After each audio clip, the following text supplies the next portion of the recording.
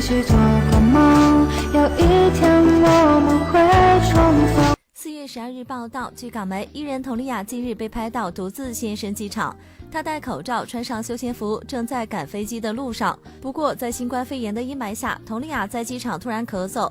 这个敏感时期，佟丽娅也非常自觉，她在咳嗽后即远离拍摄她的人群，并转过身去。如此贴心的行为，也让网友为其点赞。不得不说，佟丽娅斩获无数粉丝是有一定道理的。